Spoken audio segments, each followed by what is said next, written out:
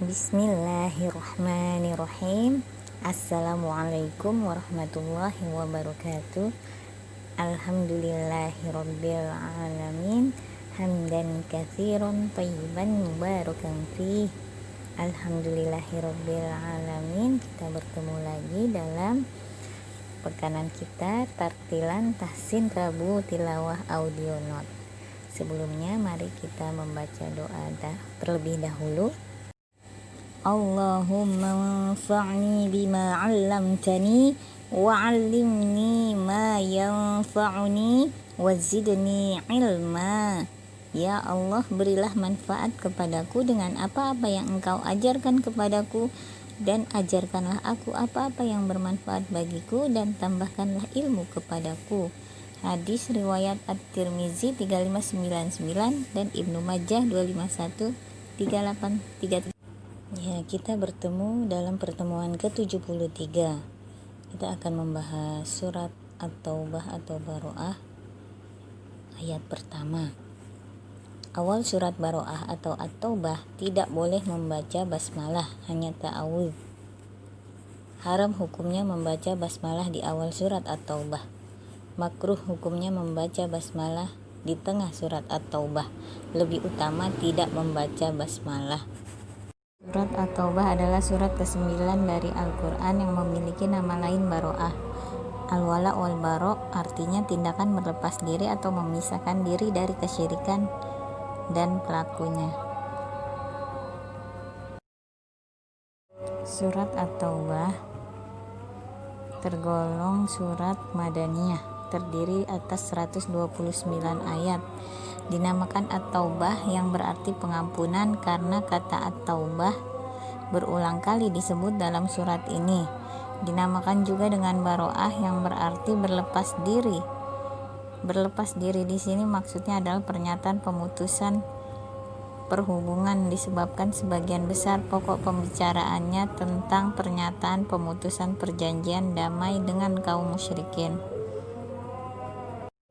Berbeda dengan surat-surat yang lain, permulaan surat ini tidak terdapat bacaan basmalah, karena surat ini adalah pernyataan perang dengan arti bahwa segenap kaum muslimin dikerahkan untuk memerangi seluruh kaum musyrikin, sedangkan basmalah bernapaskan perdamaian dan cinta kasih sayang Allah.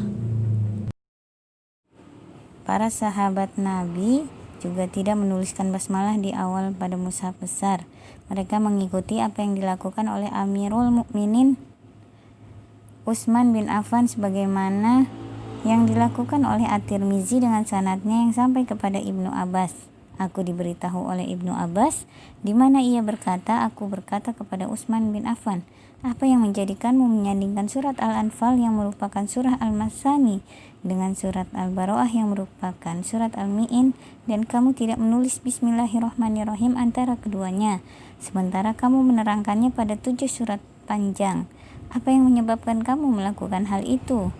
Utsman berkata, ketika itu pada masa penurunan surah-surah kepada Rasulullah SAW, manakala turun kepadanya suatu ayat, beliau memanggil penulis wahyu dan berkata, letakkanlah ayat ini pada surah yang di dalamnya terdapat ayat ini dan ini.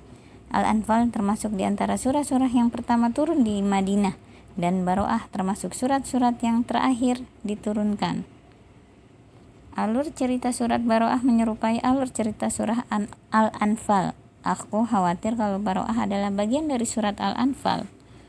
Sementara pada saat Rasulullah meninggal, beliau belum menjelaskan bahwa ia bagian dari Al-Anfal. Oleh karena itu, aku meletakkannya secara berdampingan dan tidak menulis Bismillahirrahmanirrahim di antara keduanya.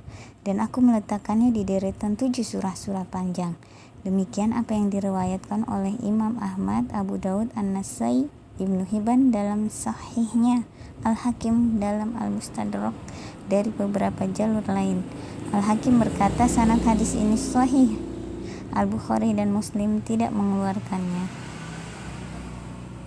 Setelah kita baca surat At-Taubah ayat pertama, hanya diawali dengan ta'awudz saja.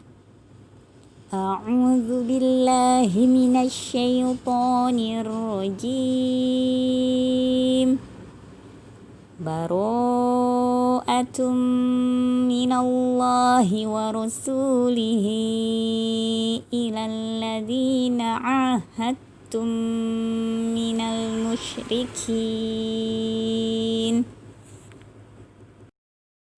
Inilah pernyataan pemutusan hubungan dari Allah dan Rasul-Nya yang dihadapkan kepada orang-orang musyrikin yang kamu kaum muslimin telah mengadakan perjanjian dengan mereka. Surat At-Taubah ayat 1. Saya akhiri materi hari ini. Mohon maaf apabila banyak kekurangan. Wabillahi taufiq wal hidayah. Wassalamualaikum warahmatullahi wabarakatuh.